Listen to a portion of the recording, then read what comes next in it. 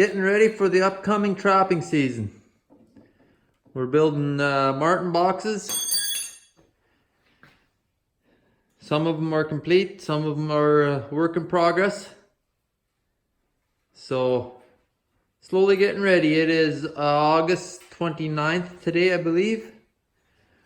We're gonna make some Lynx / Wolverine cubbies. All of these marten cubbies were used out of plywood that was left over from hockey rinks back in the day, and all kinds of old plywood and stuff. I only have bought 2 new pieces of plywood, but those will be for my Lynx / Wolverine cubbies. So we got to use up a lot of plywood, and now it's just putting the screens on the back, and then the screens for the bait. What I do is, this is how my screen looks, and I make it a little bit bigger.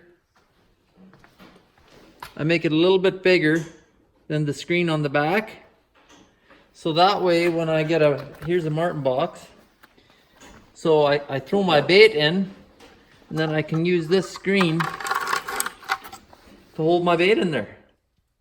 So much easier than trying to tie your bait into. Plus, so it's sitting like this on a tree. And what I love about this system is the bait thieves, also known as the ermine or the weasel, doesn't steal your bait. What he does is he climbs in here. Your box is upside down like this. Looks like this piece of plywood has been a target at one point in time. So it's upside down, the trap is stuck in here. So what happens is the weasel sneaks past my trap, or through my trap, and he tries to get at this bait. And what ends up happening is he ends up trying to stand on the trap. And guess what happens? We catch ourselves a nice white weasel. So I've caught a lot more weasels since I've used this screen. Because what happens, what used to always happen is I'd come to my trap was fired with the piece of bait stuck in the jaws, and the weasel tracks everywhere. And then when the trap hangs down, the trap would hang down out, like along the tree, and then the weasel would come and eat the bait from the trap. This way, I put 1 piece of bait in here, especially if it's beaver. It's good for most of the marten season. And the weasels cannot get the bait.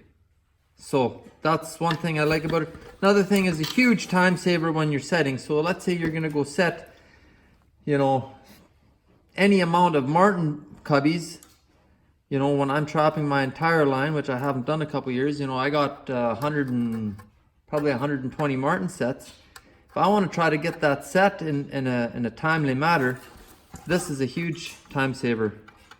No messing around with steel wire, trying to get the bait through the hole here, and then the box all of a sudden falls off and you got to hang the box back up.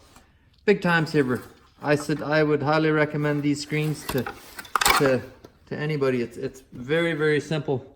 The reason I have this piece, the hole here, is later on in the season when I'm taking down my traps, I can just stick my finger through here, pull, the bait falls out, and away you go. And the reason I have these out is because if I leave the corners in these screens, I have a really tough time getting this screen out of the marten cubby. It really jams in there tight. But if I cut the corners out, it comes out a little bit easier. Suggest this to anybody. One problem with these is it doesn't really work in the plastic marten cubbies, but we're fixing that problem this year. I've talked about the plastic marten boxes before. They're great if you're in a pinch, but the bears love them, and they'll pull them. Hey boys, were you guys with me when we were looking for those marten boxes this year? Yeah. Every single plastic marten box was pulled off the tree and pulled all over the place. And the wooden ones, some of them were knocked off, some of them weren't, and they were laying right at the bottom of the tree. So the plastic Marten boxes, they're great toys for the black bears, but not so great when me and the boys want to go set. So this here is awesome. These two guys can get a lot of work done. I used to do all this work myself, and it would take me, well, we've got 3 guys now instead of 1, so it would take me 3 times as long. Huge time saver, and they're doing a good job too. So that's good. Okay, just a little heads up. I used to build these boxes, and what I would do was I would not put this little support in here in the corner, and I would just nail the edge along here with an air nailer. And that's all fine and dandy, and it's, if you use enough nails, it's good and strong enough. But herein lies the problem. In the summer months, I leave all my cubbies out in the bush. So in the summer months, a bear comes along, and I mean, there's no bait or anything in here. I take that out, and I actually take, and I'll actually even hang these up in a tree. But bear will come along, and he sees a big toy. So he'll knock this off the tree, and then he'll put his paws right on here, and he'll give it a good squish. And this whole thing will just fold together like this. So when you come back now in the winter, 2 things happen. First of all, it's hard to find because it's totally squished together and it's under snow. So it's as flat as the ground. Then when you know, kind of, you dig around and you finally find it, now you have this flat piece. Now you have to try to push this all back up, use tie wire, and you don't have the nice tools out in the woods as you have in the garage. Nice, you have to tie it all up and do everything else. So what I've been doing this year, and I'm going to see if this makes a difference, I'm putting these in. So right now I just have it nailed, just so it's together. I'm putting these in, but then what I'm doing is I'm putting 2-inch wood screws. I'm putting along the edge, and then also 2-inch wood screws in this support post that's in there. So all the edges are screwed together, not just nailed together. And then also in here, I have extra supports running up and down on the ends. And that's just because the Wolverine, you know, he's going to try to get in here and everywhere, not necessarily always through the trap. So I'm going to see, I think that's going to make a difference on the 330, the box collapsing. Well, there you go. There's all the Marten boxes and Lynx cubbies completed. As you'll notice, some of these Lynx cubbies are a bit bigger than the other ones, and that's because of different 330 colony bears.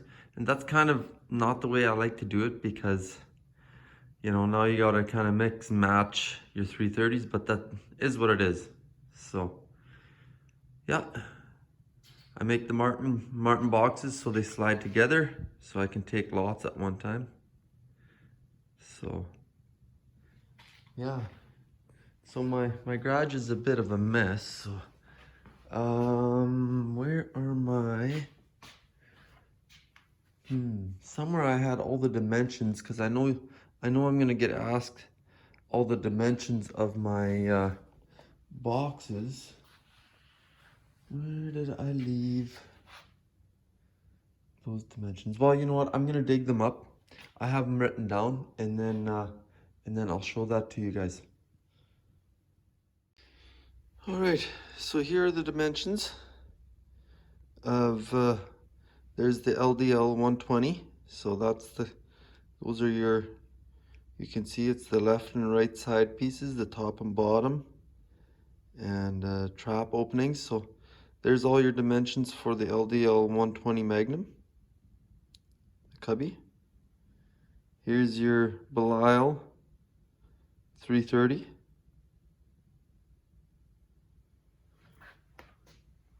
Here's your LDL 330.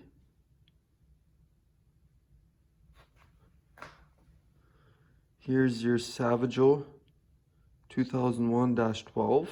This is the big Savageau.